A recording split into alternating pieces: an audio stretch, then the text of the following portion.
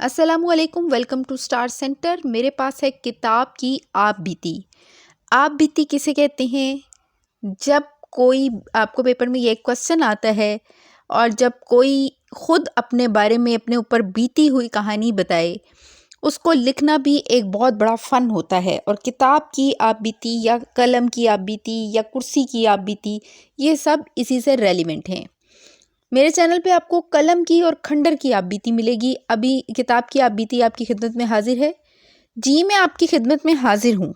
अपना तारुफ कराने से पहले थोड़ी तमहीदी गुफ्तगू आपके सामने रखना चाहती हूँ कि इंसान अपने शऊर से लेकर अपनी मौत तक ज़िंदगी के तमाम मराहिल में दोस्ती और रफ़ाकत का मोहताज होता है, और वो लोग निहायत खुशकिस्मत होते हैं जिन्हें अच्छे और बेहतरीन साथी और दोस्त मैसर आते हैं, क्योंकि ज़िंदगी में दोस्त नहीं मिला करते बल्कि दोस्तों में ज़िंदगी मिला करती है। जिन्हें अच्छे साथी मैसर आ जाएं और वो कभी दुनिया में तन्हा या बेयारो मददगार नहीं रह सकते। क्यों? ज़िंदगी के हर मोड़ पर इनके दोस्त इनके हम कदम और रफ़ीक होते हैं। हाँ तो जनाब, मैं हूँ आपकी बेहतरीन साथी और दोस्त किताब। मेरे बारे में तो आपने बहुत कुछ सुन रखा होगा। जी, बिल्कुल सही याद किया, मैं वही हूँ। जब आपका दूसरों पर से एतबार उठ जाता है और सब आपको तन्हा छोड़कर चले जाते हैं, मैं ही आपके साथ रहती हूँ और आपको हौसला देती हूँ, और मुझसे ही आप अपने दुखों और गमों का मदावा करते हैं। मेरे ही ज़रिए आप फ़िक्र के समंदर से गोहरे नायाब पाते हैं और अपने तख़य्युलात को मुजस्समे तामीर में ढालते हैं। मेरी वर्कगर्दानी से इन लोगों से तारुफ हासिल होता है जो हमारे दरमियान मौजूद नहीं होते। मैंने लोगों को अंबिया अलैहिस्सलाम जैसी अजीम हस्तियों के सीरत व किरदार, इनके अजीम कारनामों से मुतारिफ़ करवाया है।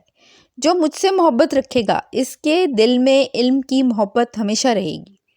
मैं ज़िंदगी के हर कड़े वक्त में आपका हौसला और हिम्मत देती हूँ। मुझे पढ़ते हुए आपके जहन में सवालात पैदा होते हैं, मैं इनके भी जवाब दे देती हूँ। मैं एक ऐसा बावफा हीरा हूँ जो आपको दुनिया के नशेबो फराज के बारे में आगाही देती हूँ। आज के दौर में कोई आपको अच्छे रास्तों का पता नहीं दे सकता।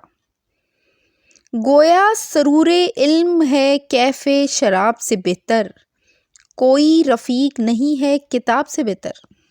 लेकिन अफसोस, जब इंसान तरक्की के जीने पर चढ़ गया और जहाँ इसने जदीद टेक्नोलॉजी से खुद को आरास्ता किया और दुनिया में अपना लोहा मनवाया, वहीं मेरी अहमियत में भी कमी आ गई।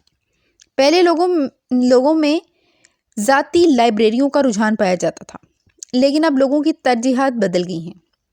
लाइब्रेरियों का क़याम तो दूर की बात, पहले से घर में मौजूद किताबों को भी मसाजिद और मदारिस में डलवाए जाते हैं। यानी कहने का मतलब है कि तमाम किताबों और इस तरह की तमाम ज़रूरी कुतब और उससे रेलिवेंट मटेरियल जो होता है इस तरह का, उसे मस्जिद में भेज दिया जाता है।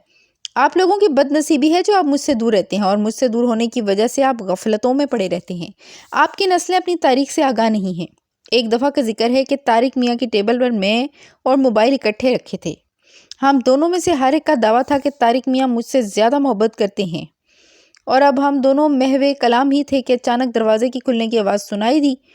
मैंने मोबाइल से बड़े मान के साथ कहा, देखो तारिक मियाँ मुझे ही लेने आए हैं। लेकिन मोबाइल ने कहा, ये तुम्हारी गलत फहमी है, वो तुम्हें नहीं मुझे लेने आए हैं। मैंने कहा, रुको।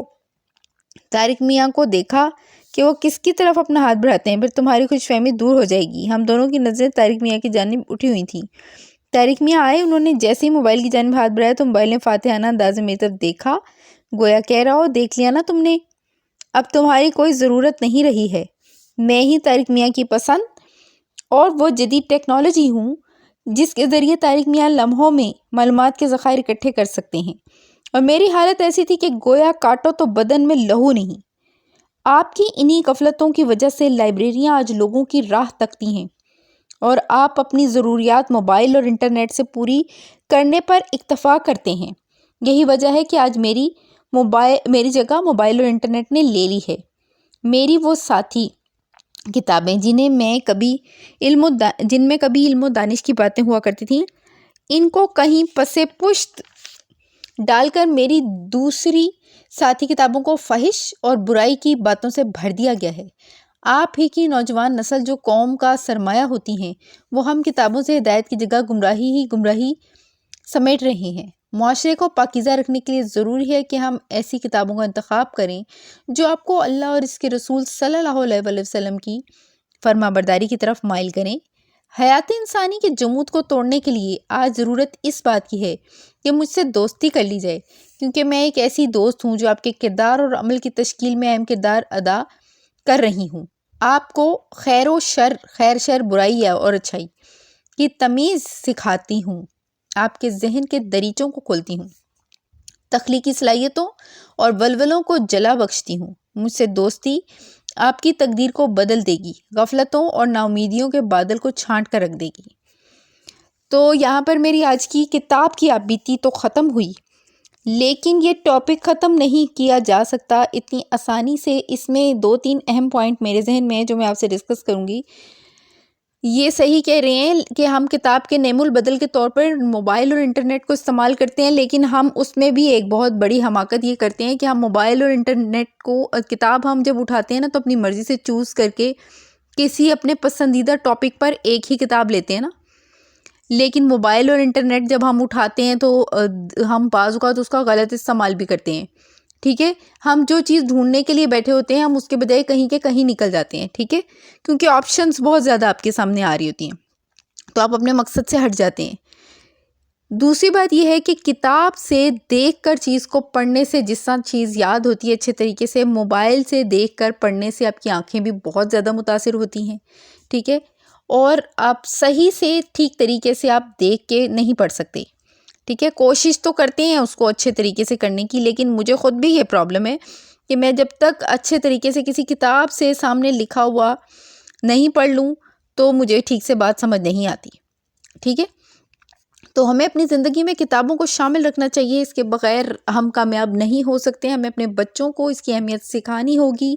ہم کتابوں سے دور ہو رہے ہیں، ہمیں اپنے بچوں کو کتابوں سے محبت سکھانی ہوگی۔ مجھے اجازت دیجیے، اللہ حافظ۔